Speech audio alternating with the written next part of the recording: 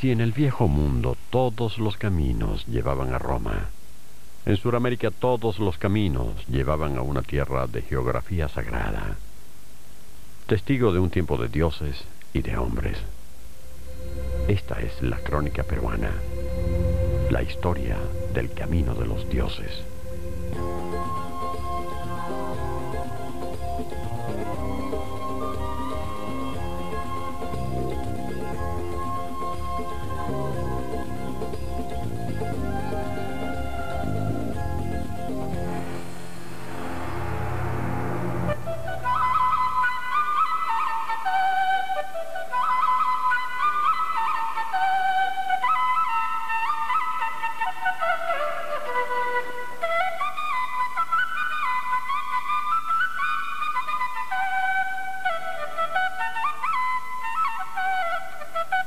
Intiquijio, o la calle del Sol en el Cusco, construida en tiempos precolombinos.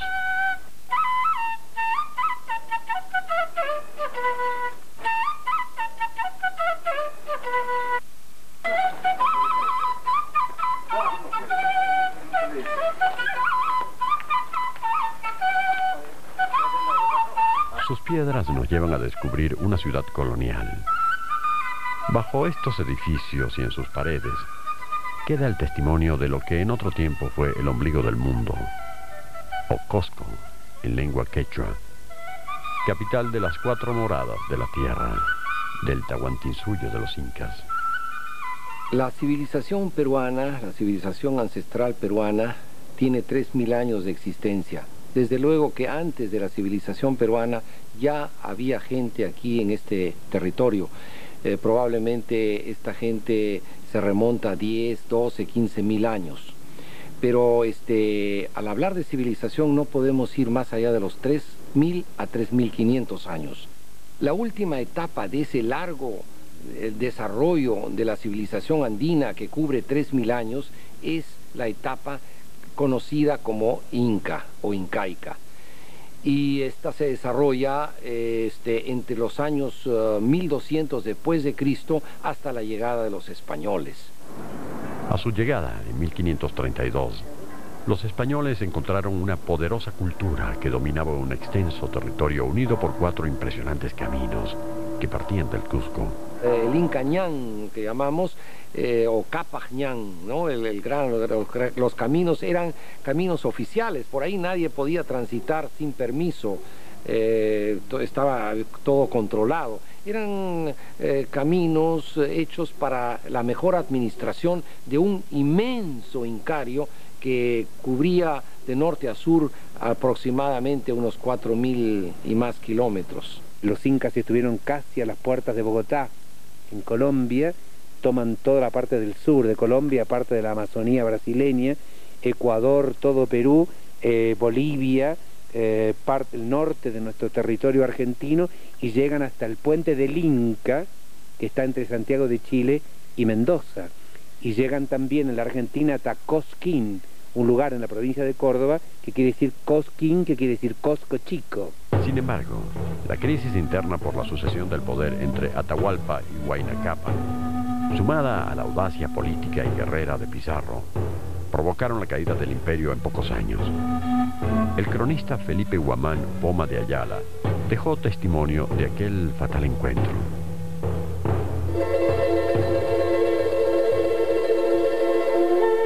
Un nuevo Dios y su hueste de santos, vírgenes y ángeles llegó para quedarse. Los españoles, siguiendo la costumbre iniciada en México de construir sus edificios sobre otros ya existentes, sepultaron al Coricancha, el dorado templo del sol, bajo las paredes del convento de Santo Domingo. Y sobre los palacios de los incas se encuentran la iglesia de la Compañía de Jesús y la catedral.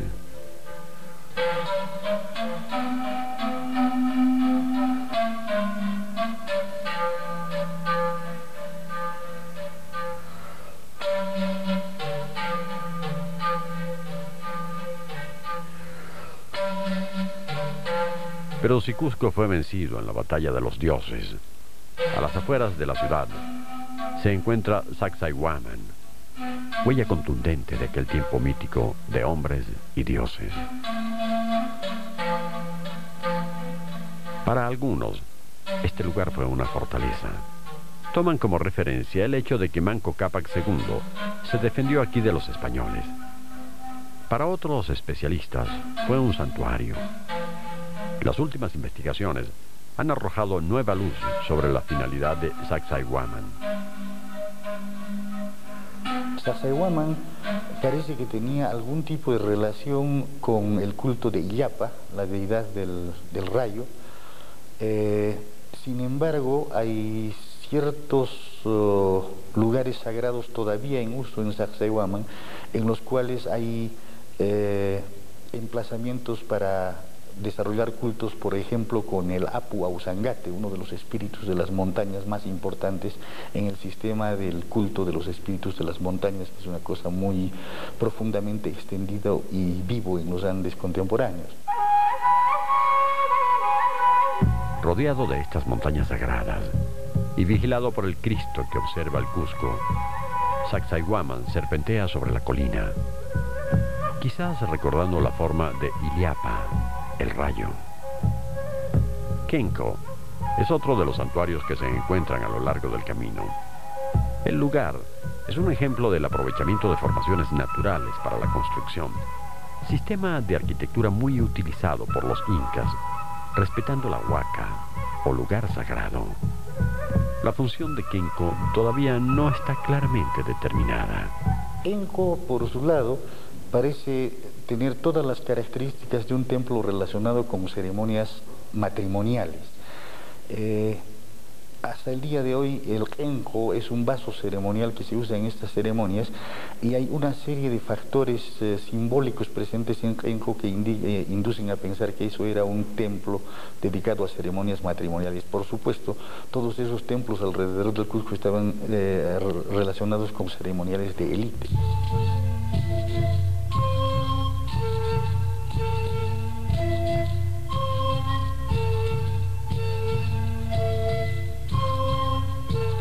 Los vestigios de Pucapucara son los custodios de las aguas de Tambomachay.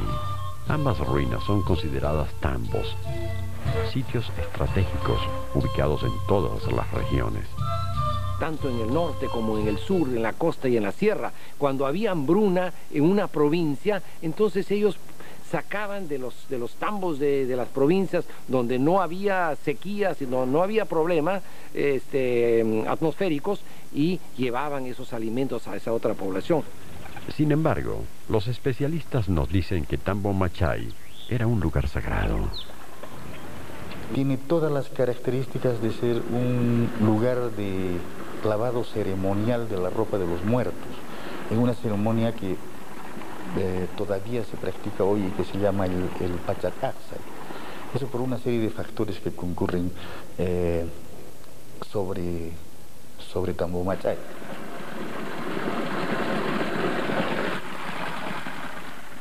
El agua de Tambomachay es el factor más evidente.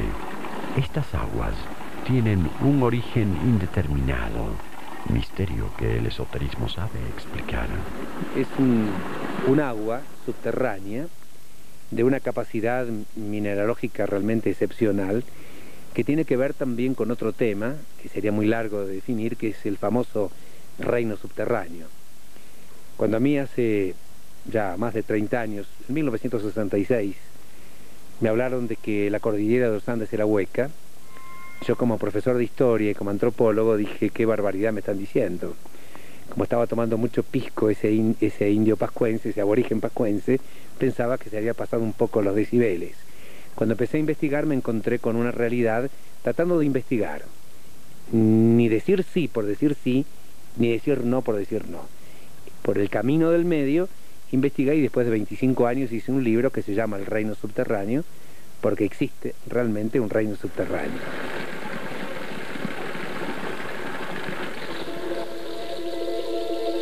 El lago Titicaca, a 3.820 metros sobre el nivel del mar. Un lugar sagrado para los esoteristas, estudiosos y pobladores de estas tierras. De las aguas del Titicaca surgieron Manco Cápac y Mama Ocllo. los primeros incas fundadores del Cusco, enviados a civilizar el mundo por Inti, el dios sol.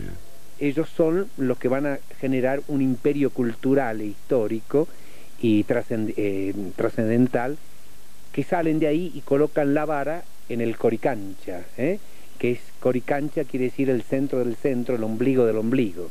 El ombligo del mundo, el centro, sería Cosco, mal llamado Cusco por los españoles, y en este Cosco, ahí en Coricancha, ellos ponen la vara y aquí se formará un imperio espiritual que va a ser con los años luego el imperio de los incas. Pero hay que entender esto en su dimensión simbólica, porque de lo que se trata es, parten de un sitio sagrado que son la isla del Sol, el lago, las aguas de Toila, las del Titicaca, forman parte de una divinidad que se llama la Cotamama o Cochamama, o sea, la madre lago. Y todas las aguas del Titicaca forman parte de su cuerpo físico, y todo lo que hay en las aguas le pertenece a ellas, las aves, los peces, y los hombres tienen que rendir culto a esta divinidad. La diosa reina Mama Ocllo enseñó a las gentes el arte de hilar y tejer.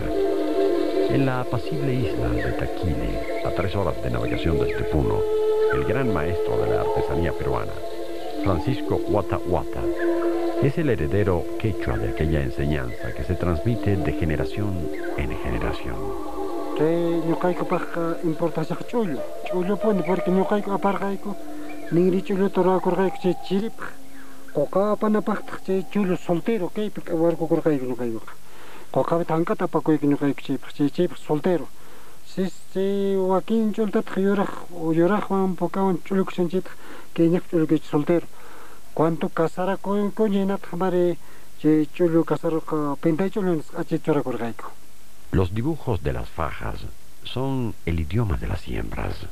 Kaypi ñuqayku waykun awasqaykupa imayna tarpusqayku. Entonces ñuqayku hatun ch'askata hatun qullota ñuqayku criyku. Alin tarpuypaq mana alin tarpuypaq. Awisin compañan killawan o nawan kay hatun ch'askawan compañan. Achi compañayqa mana alinchu tarpuypaq. Si pasan hatun piña entonces tarpunapaq alin. Entonces, kay tarpuypitaq ñuqayku yastaña tarpushaykuña uqa, papa, awas tarpusaq, pero manaraq kuna yasta alistakushaykuña. Pero chaypitaq ñuqayku contento karikuyku entonces pistachakuyku fiesta Pentecostesta.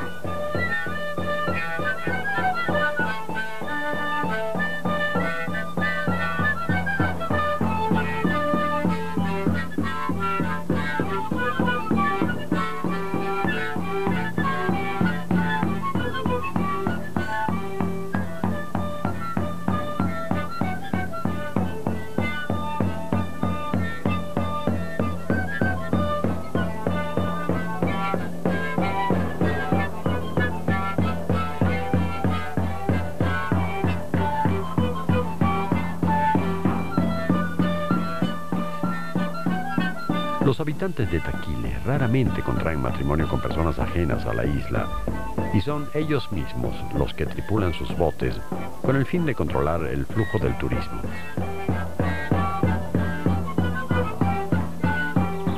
Are ñuqayku trabajayku kay nape trabajayku kay turista chamun chaypi Arcopatapi bueno ñuqayku partewanku sapanka iskaymanta tawamanta kawichiwanku chayqa ñuqayku rin muyurimun anlama muyurin suyupasqa runaman rin chaypatamanta kallantaq porque arsenepis kallataq ruyku semanalmente semanakuyku ñuqayku entonces chaytataq qullqita partenakuyku sapa semana entonces igual si un suerte ñuqayku kawillawanku chay. Bueno, ñuqayku kaypi trabajayku q'alan agropasqa juntakuspa trabajayku warmi qhari wawa q'ala trabajayku ima phaynapipis trabajayku ñuqayku q'alan llapanman trabajakuyku achi trabajayku ñuqaykupaq chaymanta ñuqaykupaq kallantaq manallataq nin kaypi kallanmantaqchu ni suwapis ima imayna mana qillarunapis kanmanchu. Ñuqayku wasiykupish kallantaq chapa k'aspimanta karqa hinalli kichisqalla kakun ñuqaykupaq wasiypiqa mana kanmanchu imapis kanmanchu. Porque mana ni policiapis imapis kaypi kanmanchu. Ñuqayku kanman kaypi ñuqayku ministrakuyku ñuqayku takilipi chay ñuqaykupaq.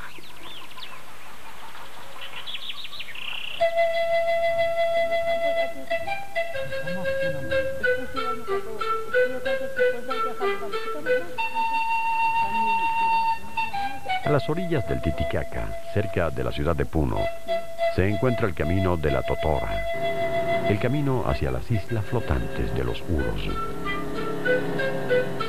Las referencias históricas sobre los Uros no son muy sólidas. El hecho de que hayan vivido sobre las islas flotantes no deja restos arqueológicos para la investigación. Sin embargo, la historia sagrada, el mito, habla sobre ellos.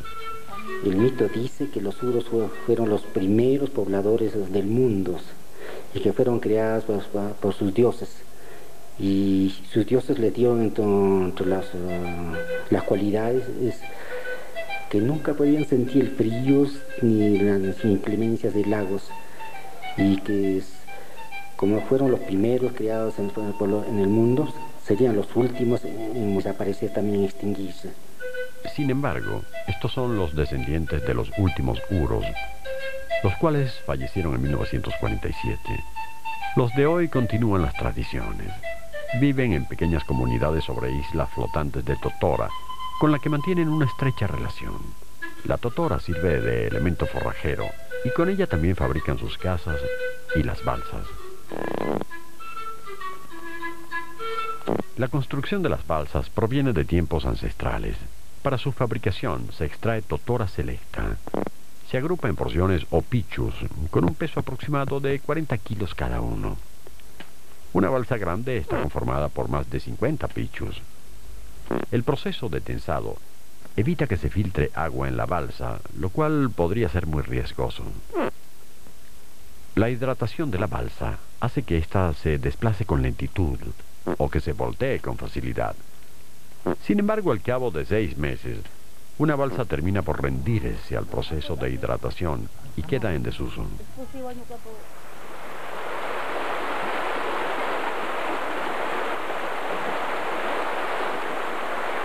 Aguas sagradas del Vilcanota son el camino del Valle Sagrado de los Incas. La nominación del Valle Sagrado está relacionado con el nombre antiguo del río. El nombre antiguo del río es Huilcañusta. Huilca es una forma de sacralidad muy elevada, tan elevada y potente que su manejo puede resultar peligroso. Eventualmente está relacionado con el color o la luz negra. Entonces Huilcañusta significaría princesa sagrada, pero en ese nivel de sacralidad. Ese será el nombre del río. Entonces la sacralidad del valle deviene en relación con que está surcado por una entidad sagrada femenina, el Huilcañusta. Por el otro lado, es uno de los espacios agrarios más fértiles que hay en toda el área. En el área andina la escasez de espacios apropiados para la agricultura ha sido siempre un problema y lo sigue siendo hoy. De suerte que por la fertilidad del valle, por el clima que tiene, por los diversos microclimas que se dan a lo largo de todo el recorrido de este río, esto debió tener una importancia crucial también económica en la primera fase de desarrollo de los incas.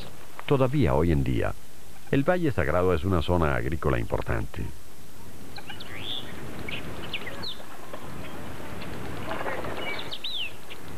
Al pie de las ruinas sagradas de Pisac y de sus antiguas terrazas, el poblado de Pisac vive de la agricultura. Muchos de sus pobladores aún practican el trueque.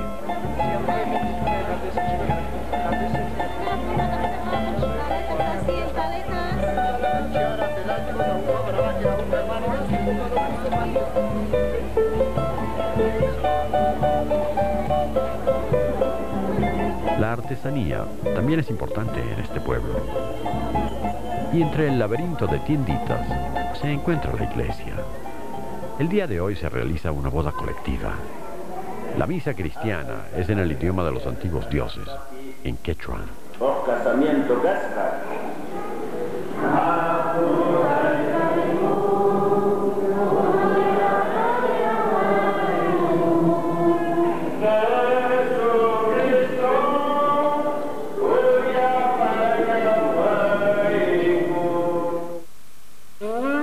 Julio de 1911. Por el derrotero de las aguas del Vilcanota, adentrándose cada vez más en el camino del antisuyo, el norteamericano Hiram Bingham, doctor en historia y filosofía, va a la búsqueda de Vilcabamba, la última capital de los incas. Al mediodía del 24 de julio, arriba Bingham a una explanada, donde viven dos familias de campesinos desde hace 8 años. Los campesinos encomiendan al niño Melquíades de Richarte para guiar al forastero hacia la antigua ciudad. Aquel día, Hiram Bingham descubrió Machu Picchu.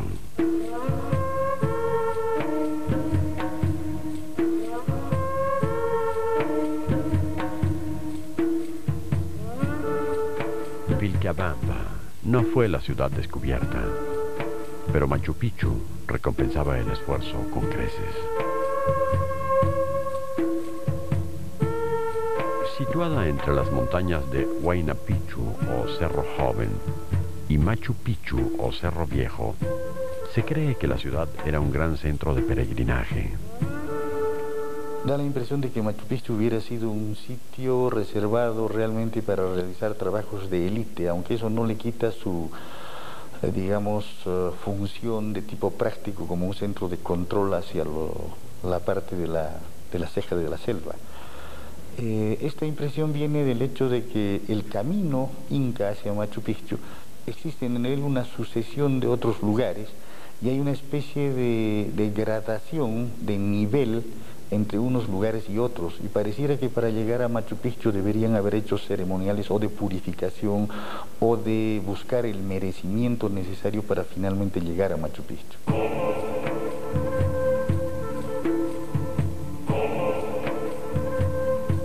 De Machu Picchu es obviamente el Cosco, es decir, un centro en el cual convergen una serie de líneas de energía sagrada en un sistema que es un sistema que se aplicaba casi en cada ciudad inca, el sistema de los cepes que también operaba en el Cusco.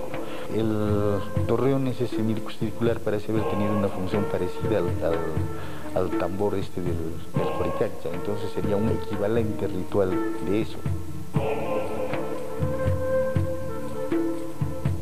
Intihuatana está relacionado con dos posibles interpretaciones, ambas de ellas adecuadas. Huata es año, e Intihuatana en este sentido significaría un anualizador solar o un calendario solar que coincide con esta interpretación de observatorio astronómico. Pero por el otro lado, en la religión andina o en la mística andina contemporánea hay la idea de establecer conexiones de líneas de energía a las cuales se les llama Causaizek'e. Y algo del ritual es atar o amarrar un santuario con otro usando estas líneas de energía viviente. De modo que tendría sentido también el hecho de llamarlo Intihuatana en un sentido de amarradero del sol, no con la idea de atarlo y retenerlo, sino con la idea de establecer conexiones de energía con el sol. Machu Picchu, ciudad de piedras perfectamente unidas. Su construcción es todavía un misterio. Las especulaciones entran aquí en juego. Extraterrestres, culturas que florecieron hace millones de años, o la mezcla de ambas cosas. Los llamados, digamos, monumentos megalíticos del Cusco, entre los que está Machu Picchu, se piensa que está hecho por el imperio incaico, que los incas han hecho Machu Picchu. Esto, aunque parezca, caramba, para los arqueólogos es un poco difícil de aceptar, hay que decirles que obras tecnológicas no se pueden hacer sin tecnología, y una tecnología muy avanzada. Para el doctor Javier Cabrera, construcciones portentosas, megalíticas como Machu Picchu, las pirámides de Egipto, las cabezas olmecas y de Pascua, y Stonehenge, están construidas por una humanidad que existió hace por lo menos 65 millones de años, la cual dejó el testimonio de su existencia en 11.000 gliptolitos, los que a su vez pueden ser vistos en el Museo Cabrera, en Ica. llegué a comprender a través de esos dibujos que había un mensaje dejado por hombres distintos de los hombres actuales, con características somáticas y psíquicas diferentes, mucho más inteligente y mucho más capaz que el hombre de hoy, con enormes cabezas y cuerpos muy pequeños. He logrado obtener series de conocimientos en que revelan que aquella humanidad logró hacer intervenciones quirúrgicas en formas muy distintas de las que hoy día estamos haciendo. Por ejemplo, la acupuntura nunca se ha empleado en esta parte del mundo, América, nunca hemos tenido conocimientos de que se haya usado como sistema anestésico. Aquí están ustedes viendo una operación de cesárea en que la anestesia se hace por acupuntura. Esta humanidad abusó de la tecnología y provocó una catástrofe mundial que modificó el planeta que originalmente presentaba otra conformación, con continentes como Mu, Lemuria y Atlántida. Según Cabrera, antes de que el final llegara, los hombres ecliptolíticos nos dejaron las piedras y construyeron las líneas de Nazca. Fue, en tiempos remotísimos, un espacio-puerto, un lugar escogido, preparado para en el momento oportuno hacer la salida de la gente, las personas que estaban debidamente preparadas para hacer y realizar un viaje cósmico.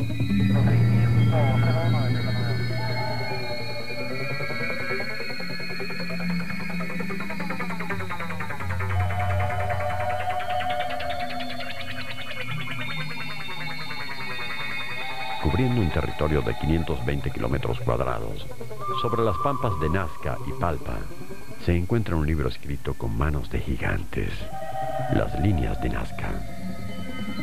Estos dibujos se conocen desde los tiempos coloniales, pero no fue sino hasta 1941 que el arqueólogo estadounidense Paul Kosog hizo llamar la atención sobre ellos.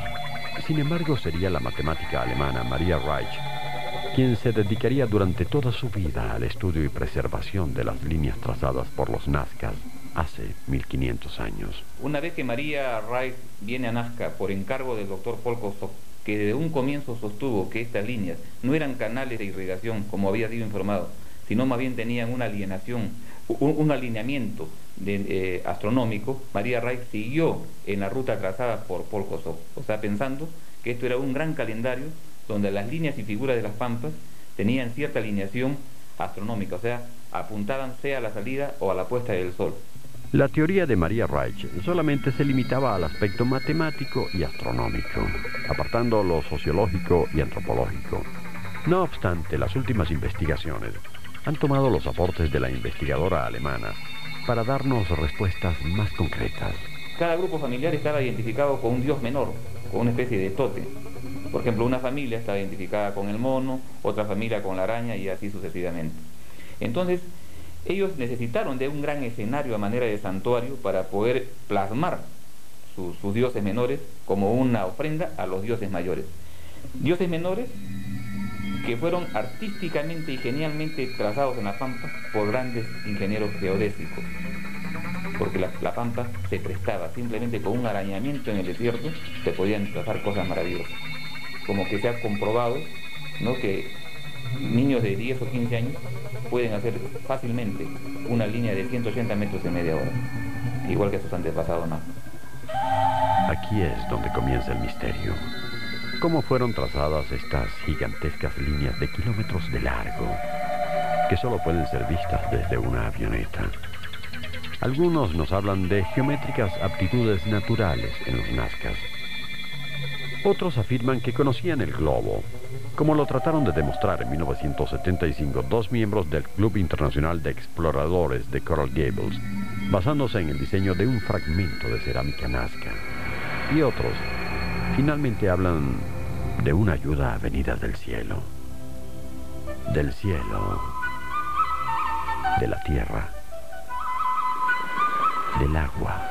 De todos los elementos viene la presencia de los dioses en esta región de geografía sagrada, donde los caminos son uno solo: camino imperial, camino mítico, camino de hombres y de sabiduría, camino de los dioses.